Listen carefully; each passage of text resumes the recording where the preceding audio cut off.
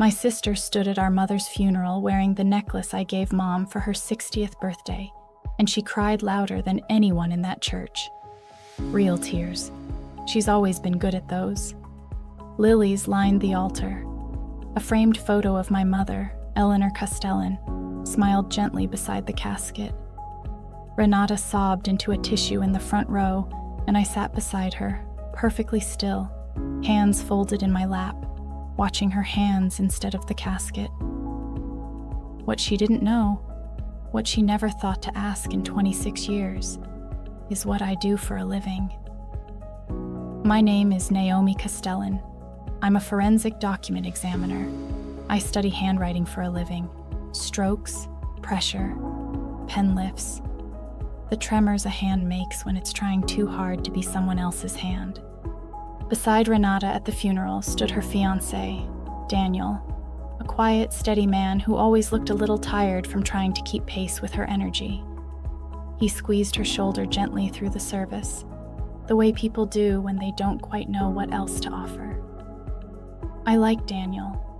I'd always thought he deserved someone a little more honest than my sister, though I'd never have said that out loud then. After the service, at the reception, my Aunt Marge squeezed my arm and told me Renata had been such a rock, moving in, taking care of Mom those last months, and that I should be grateful.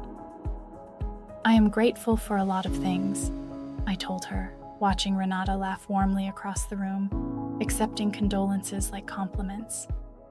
Growing up, everyone called me the quiet one. I remember being 12, sitting cross-legged on the carpet with a magnifying glass and a notebook, tracing the loops of my mother's handwriting from an old grocery list. "Mom," I asked her once, "why does your handwriting look different when you write fast versus when you write slow?" She just laughed and said, "I don't know, sweetheart. You're the only person I know who'd notice something like that." Minutes later, Renata burst through the door in her cheerleading uniform, breathless, shouting that she'd made the squad, and Mom lit up and swept her into a hug. I didn't feel hurt, exactly. I just went back to tracing letters in my notebook, unnoticed. Renata got the prom dresses and the spotlight. I got a degree in forensic science in a quiet office where I compare ransom notes to grocery lists for a living. There's one memory from when we were teenagers that I think about more than I used to. I'd entered a regional science fair with a project on handwriting analysis, actual case studies, actual methodology, the kind of thing 12-year-old me would have been thrilled by. Renata, 16 at the time, found my notes spread across the kitchen table the night before and accidentally spilled orange juice across half of them, ruining the diagrams I'd spent weeks drawing. She apologized, of course, and Mom believed it was an accident. I always suspected it wasn't, though I never said anything. I just redrew the diagrams from memory, stayed up until 2 a.m. doing it, and won second place anyway. I think that was the night I first understood that being underestimated wasn't a flaw in me. It was a kind of armor, if I let it be. I remember a colleague of mine, Petra, once leaning in my office doorway with 2 coffees, watching me hunch over a ransom note for 6 hours straight. "You know, most people would just read the words," she said. "Most people aren't very good at lying convincingly," I told her. "The hand always tells the truth, even when the person doesn't." Mom used to joke that I'd make a great spy. She had no idea how useful that joke would become. 2 years before she died, Mom sat me down, thinner and tired, a blanket over her lap. "The doctor says it could be a year, maybe less," she said. I held her hand and told her we'd make the most of whatever time we had. We had a family meeting not long after, Renata, me, and Mom's oncologist, in a small consultation room that smelled like hand sanitizer and old coffee. The doctor walked us through what to expect, the stages, the medications, the eventual hospice transition. Renata cried through most of it. I asked the clinical questions, the ones about cognitive changes and medication side effects, because somebody needed to, and crying wasn't going to help any of us plan. Looking back, I wonder if that's the moment Renata first decided I was the cold one, and she was the loving one. A story she'd repeat to herself, and eventually to other people, for the next 2 years. Afterward, alone with me, Mom said, "I want things simple when I go. The house and the savings split evenly between you girls. The cabin too. Your father loved that place, and I want you both to have it." "We've talked about this already, Mom. 50-50. "I know," I said. She squeezed my hand. "You're the responsible one, Naomi. I need you to make sure your sister's taken care of. She's not as settled as you." I promised her I would. That promise mattered more to me than anything else in the world. I didn't know yet how badly it would be twisted. 18 months later, I called Renata, suitcase already packed by my door, offering to fly out that weekend. "Don't bother," she said, clipped. "I've got it handled. You'd just get in the way with the nurses anyway."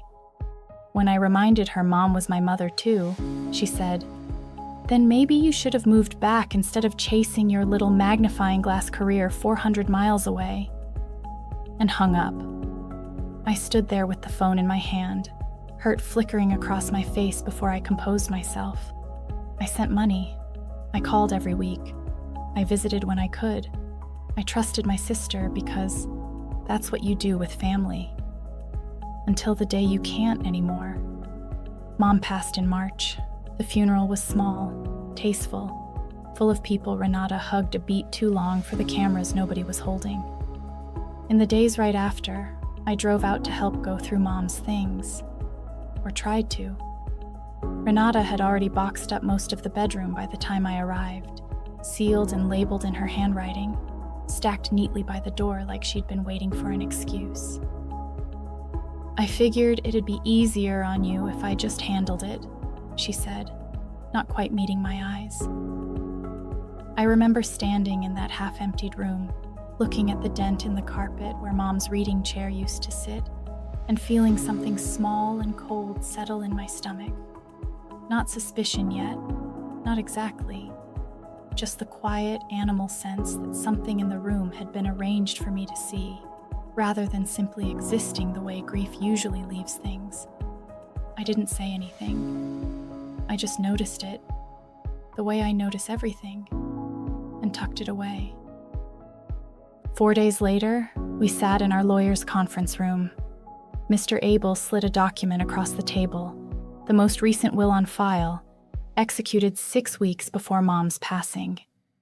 Under it, the house, the cabin, and most of the savings went to Renata. I got, in his words, "your mother's love," and a small keepsake box. "That's not what we discussed," I said. 3 years ago, Mom and I talked about this directly. It was supposed to be split evenly. "Things change, Naomi," Renata said, too quickly. She got sicker. She saw who was actually showing up. I asked to see the witness page, and there it was, beside the notary stamp, a signature that wasn't mine. "That's not my signature," I said, quiet and controlled. Renata scoffed. "You probably just don't remember signing it. You were so busy that month with your work trip." I looked up at her, calm as glass. "I was in Denver that month, at a forensic science conference. I have the hotel receipts, the badge scan logs, and 3 colleagues who can confirm I was at a podium on the exact date this was supposedly signed." Mr. Abel admitted he hadn't known of any discrepancy. The notary had come recommended through Renata. I asked for a copy of the page, told him it was for my records. He had no idea what he'd just handed me. Before I left his office, Mr. Abel mentioned there were a few personal items Mom had left specifically in his keeping, separate from the estate, and handed me a small sealed envelope with my name written on it in her handwriting, shaky but unmistakably hers. I didn't open it in front of Renata. I waited until I was home that night, sitting alone at my kitchen table, before I finally slid my thumb under the flap. Inside was an unfinished letter, dated about 2 months before she died. "Naomi," it began, "I don't know if I'll ever send this, or if I'm just being paranoid from all this medication, but I've noticed money moving around that I don't fully understand, and when I ask Renata about it, she gets defensive in a way that doesn't sit right with me. I trust her. I do. But I also trust you to notice things the rest of us miss. If anything ever feels off after I'm gone, please look closely before you let it go. I love you both the same, even if I haven't always shown it that way." The letter stopped mid-sentence, unfinished, like she'd meant to write more and simply ran out of time, or strength, or both. I sat with that letter for a long time before I did anything else that night. It wasn't proof of anything a court would accept, but it was proof of something I needed just as badly, that I wasn't inventing suspicion out of jealousy or grief. My own mother had felt the same unease, in her own handwriting, before I ever found the first forged line. Before I went home to examine the will itself, I drove to the hospice facility where Mom had spent her final months. A nurse named Rhonda pulled up the records for the date in question. "That was a difficult stretch for her," she said. "We'd increased her medication that week. She was largely unresponsive most of that day. We logged 2 brief windows of lucidity, maybe 15 minutes each, both in the early morning. When I asked if Mom could have understood a legal document that day, Rhonda was blunt. Honestly, no, not that day. I remember because her daughter, the one who was staying with her, asked me almost the exact same question that morning, about whether she'd be clear enough later in the day. When I asked which daughter, she said, "Renata." Rhonda agreed to put it in writing. It's a strange thing, collecting proof of your own family's betrayal, one polite conversation at a time. Nobody warns you how exhausting it is to stay calm while someone hands you the final piece of a puzzle you didn't want to finish. That night, I didn't sleep. I worked. I laid 12 authentic samples of my signature beside the forged one in a neat grid under a raking lamp. Real signatures are fast, a little careless even, because the brain isn't thinking about the pen. It's thinking about getting the form back to the cashier. Forged signatures are slow, drawn. The hand hesitates in places a real signer never would, because the forger is following a picture instead of a memory. My real signature starts heavy on the N and tapers off fast. This one started light and built pressure halfway through the C, the telltale mark of someone unsure of a shape, correcting as they went. I didn't stop there. I ran the page through an ESDA, an electrostatic detection apparatus, the kind of equipment most people only ever see in true crime documentaries, to pull up indented writing that wasn't visible to the naked eye. And then, tilting the page flat under the lamp, I found it. A faint indentation beneath the forged signature, pressed into the paper by a straight edge. Someone had used a ruler to keep the forgery level. I have never once in my life signed anything with a ruler. As a final step, I checked the ink itself under infrared light, comparing its aging characteristics to ink known to be from the same pen used elsewhere in the document. It was newer than it should have been by months, consistent with a signature added well after the date written at the top of the page. I photographed everything, then called Petra. "I need a favor. A blind comparison. No context, just the documents. Can you run it today?" 4 days later, her report came back. High probability of simulation forgery. Recommend further investigation. 2 examiners. 2 independent reports. 1 signature that was never mine. I hired a private investigator, Marcus Reed, and asked him to look into the notary and pull Mom's bank statements from the past year. "You think this is bigger than the will?" he asked. "I think my sister has been planning this for longer than 6 weeks," I told him. As it turned out, Marcus wasn't the first person to notice something odd in those statements. My cousin Priya, who'd worked as a fraud analyst at Mom's bank for years, had flagged 2 of the larger transfers internally months earlier as part of her routine review. Unusual activity on an elderly customer's account, the kind of thing the bank's systems are built to catch. She hadn't known it was our family's account until she saw the name on the flagged file. And even then, she'd assumed it was an authorized caregiver expense and let it go. The way you do when you're not looking for betrayal from people you've known your whole life. When Marcus reached out to the bank as part of his investigation, her name came up in the internal notes, and she called me herself, mortified, the moment she put it together. "I should have looked closer," she said. "I'm so sorry, Naomi." I told her the same thing I'd later tell Daniel. None of this was about who should have noticed sooner. It was about who finally did. Marcus found the notary, Deborah Holt, at a cluttered strip mall office. When he laid out the medical records showing Mom had been unresponsive for 18 hours that day, Deborah's confidence cracked. She said her mother was resting, that she'd come by another time to actually sign in front of me, and that I should just leave the witness lines for now, as a favor, she admitted. "I had coffee. I left. I didn't see anyone sign anything." She'd notarized a blank signature page. Marcus told her she'd want a lawyer. I didn't know it then, but 8 months before Mom died, Renata had been sitting alone in her cluttered apartment, unopened bills stacked on the counter, staring at a past due notice glowing on her banking app, a collections text on her phone warning of legal review. I pieced this together much later, mostly from Marcus's notes and a few conversations I never expected to have. It hadn't started with desperation, not at first. It had started years earlier, the way these things usually do. A work trip to a casino with friends, a few lucky nights that felt like proof of something, a small thrill she chased quietly for a long time before it ever became a problem anyone noticed. By the time Mom got sick, it wasn't a hobby anymore.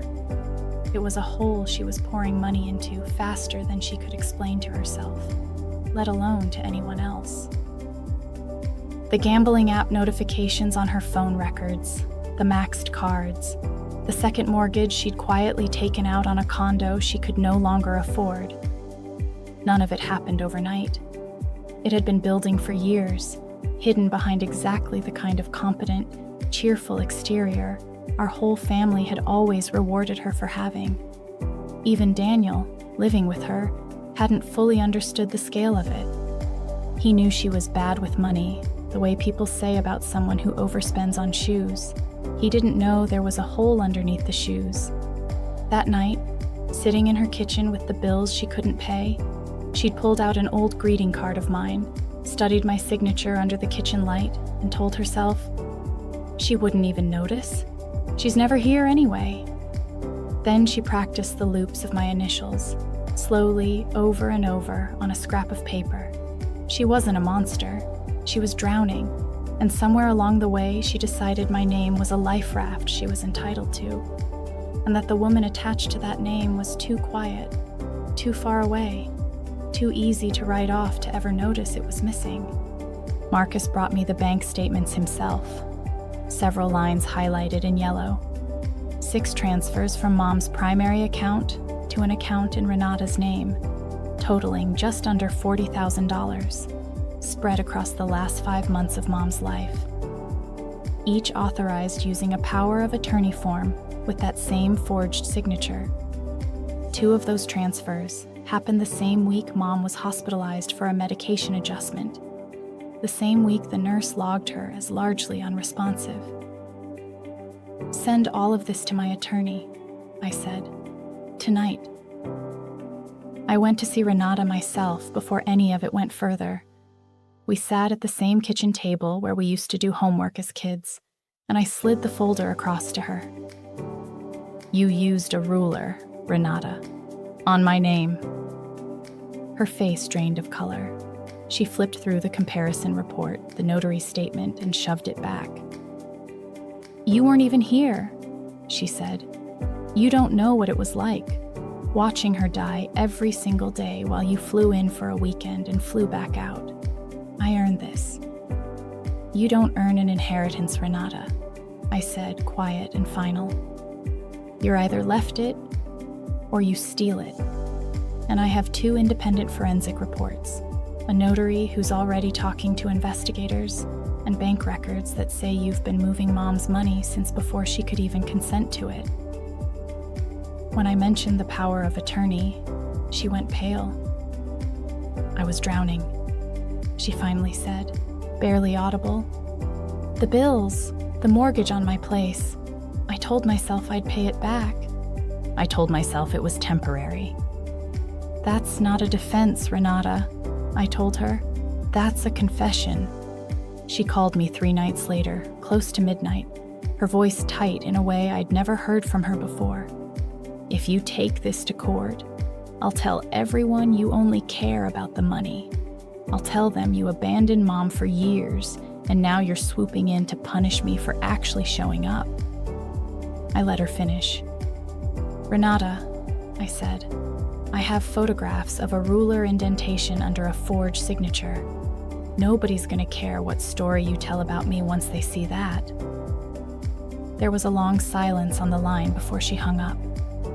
2 days after that, Marcus called to tell me someone had tried to log into Mom's old online banking portal and delete several months of transaction history.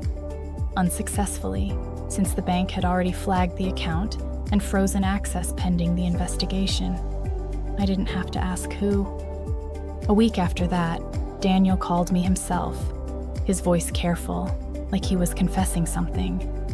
He said he'd found practice sheets in their recycling, pages of my initials, traced over and over in different pens, months earlier, back when he still thought it was just an odd habit, maybe Renata doodling while stressed about wedding planning. "I didn't think anything of it at the time," he said. "I should have. I'm sorry." I told him he didn't owe me an apology. He hadn't forged anything. He'd just loved someone who turned out to be very good at hiding things from the people closest to her, which is its own quiet kind of tragedy, separate from mine. Once the criminal referral went through, a detective named Sergeant Okafor called to set up a formal interview. He was patient and methodical in a way that reminded me, oddly, of my own work, laying every document out in order, asking me to walk him through the forensic findings step by step in plain language, the same way I'd once have to explain a finding to a jury of people who'd never held a loop in their lives. "In 20 years doing this," he told me near the end of our conversation, "the cases that actually go somewhere are never the loud ones. They're the ones where somebody quietly kept better records than the person committing the crime ever thought they would." I didn't say much in response. I just thought of all those nights with the magnifying glass on the living room carpet, and how strange it was that the thing nobody noticed about me as a kid had turned out to be exactly the thing that mattered most, decades later, in a conference room with a detective twice my size and half my patience. In civil court, my attorney laid out both forensic reports, the medical records, the nurse's statement, and the notary's admission. On the stand, Renata's lawyer tried to undercut me, suggesting handwriting analysis was subjective, suggesting I had a personal stake in the outcome, even suggesting that, given my expertise, I might be skilled enough to forge the appearance of a forgery. I told him forensic document examination follows standardized peer-reviewed methodology, that I'd had an independent blind examiner with no knowledge of our family dispute confirm my findings, and that if I'd forged anything, I wouldn't have needed a ruler to keep it level. I've signed my own name several thousand times in my life. A few people in the gallery laughed before they caught themselves. Marcus took the stand after me, walking the court through the financial trail in flat, unembellished terms, dates, amounts, account numbers, the timeline lining up almost perfectly with the medical records showing Mom's incapacity.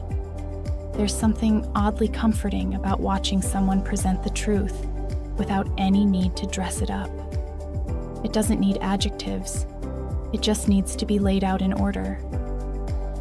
Renata took the stand herself, near the end, and for a moment, I almost felt sorry for her. She talked about the long nights, the diaper changes, the medication schedules, the loneliness of watching a parent disappear in slow motion, while her sister, in her words, got to grieve from a safe distance. It wasn't entirely untrue, and I think she knew that was her only real card to play. Not innocence, but sympathy. The judge listened patiently, then said something I've thought about often since. Caregiving, however difficult, is not currency for forgery. The court has enormous compassion for what you carried. It has none for what you signed. That was the moment I watched the last of her composure finally leave her face. The judge ruled the second will invalid for forgery and lack of testamentary capacity, reinstated the original will in full, and referred the forged signature and power of attorney for criminal review. Outside in the hallway, Renata caught up to me. "You destroyed me, over money," she said. "No," I told her. "You destroyed yourself. I just happened to be the one person on earth trained to prove it." "I hope it was worth it," she said bitterly. "It was never about the money, Renata," I said. "It was about Mom's last wish actually meaning something. You took that from her before you ever took it from me." I walked away. She stood frozen, watching me go. Weeks later, Aunt Marge called me, stunned. "I just heard. Forgery? A power of attorney? Naomi, is this real?" "It's real," I told her. "I told you at the funeral you should be grateful to her," she said. "I'm so sorry, I had no idea." "Nobody did," I said. "That was sort of the point." She told me Mom always said I was the careful one, and that none of them had really understood what that meant until now. Neither did I, honestly, I admitted. Not until I had to be. Around that same time, I heard secondhand that Daniel had moved out of the apartment he shared with Renata. He didn't make a scene about it by all accounts. He simply packed his things one weekend while she was at a court-mandated counseling session, left his key on the counter, and was gone by the time she got home. I don't know everything that passed between them, and it isn't really mine to know. But I understood, in a way I hadn't fully expected to, what it costs a person to realize the steadiness they loved in someone was, at least in part, a very convincing performance. Months after that, in a different, smaller courtroom, I sat in the gallery and watched Renata stand beside her defense attorney. "Ms. Castellan, you are charged with forgery in the second degree and financial exploitation of a vulnerable adult. How do you plead?" the judge asked. Renata's voice was small, stripped of its usual polish. "Guilty, Your Honor." As part of the plea agreement, she was sentenced to probation, mandatory restitution of the funds she'd taken, and a court-ordered gambling treatment program. She didn't turn around to look at me. I thought I'd feel triumphant, hearing that word out loud. Mostly, I just felt the particular, hollow sadness of watching someone you grew up with become a stranger in real time. I drove to the cemetery afterward without really planning to. I knelt at Mom's headstone and set down a small bouquet of lilies. "I kept my promise, Mom," I told her. "I made sure things were fair. I found your letter, too. I'm sorry I didn't get to read it while you could still finish it. I used to think being the quiet one meant being the one who got overlooked. Kneeling there, I started to think it just meant I was the one who was paying attention the whole time. To handwriting, to people, to promises. Mom knew that about me before I did. Maybe that's why she trusted me to make sure things were fair, even after she couldn't speak for herself anymore. And maybe that's why she wrote to me instead of confronting Renata directly. Some part of her already knew which daughter would actually look closely when it mattered. It's been almost a year now, Deborah Holt lost her notary license and is still cooperating with prosecutors on a related case. Renata completed the first phase of her treatment program. I know that only because Aunt Marge still mentions her occasionally, carefully, the way you mention someone you're not sure is safe to bring up.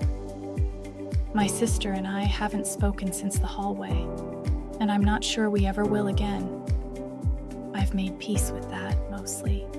Some bridges aren't burned by accident. They're burned because someone decided somewhere along the way that your name was worth less to them than their own comfort. I started seeing a therapist a few months ago, mostly at Petra's gentle insistence. You spent a year being a forensic examiner about your own family, she told me one afternoon, half joking. At some point, you're allowed to just be a person who lost her mother. She wasn't wrong. It's strange, learning to put the loop down. I'm better at it than I expected to be, though some nights I still catch myself studying old photographs of Mom's handwriting on birthday cards, not looking for anything anymore. Just looking, the way you do with something you miss. That night, alone in my apartment with a cooling cup of tea, I finally opened the small keepsake box from the will. Inside was an old photograph of me and Mom, laughing much younger, tucked beside the unfinished letter I now keep in the top drawer of my desk, where I can see it whenever I need reminding of why I did any of this. People love to underestimate the quiet ones, the ones who sit in the corner, who don't perform their grief or their love out loud, who seem like they'd be easy to walk over because they don't make noise about it. I spent most of my childhood thinking that was a flaw in me, that being unnoticed meant being unimportant. My sister spent her whole life thinking I was harmless because I was quiet. She mistook my silence for absence, the way people often do with the things they've stopped paying attention to. She forgot that quiet, when it's paying attention, is just another word for patient. And patience, it turns out, is its own kind of evidence. The kind you can't forge, no matter how steady your hand is, or how carefully you use the ruler. And patient, in my line of work, eventually gets the proof. If this story hit home for you, if you've ever been the quiet one nobody saw coming, let me know in the comments. Hit subscribe so you don't miss the next story.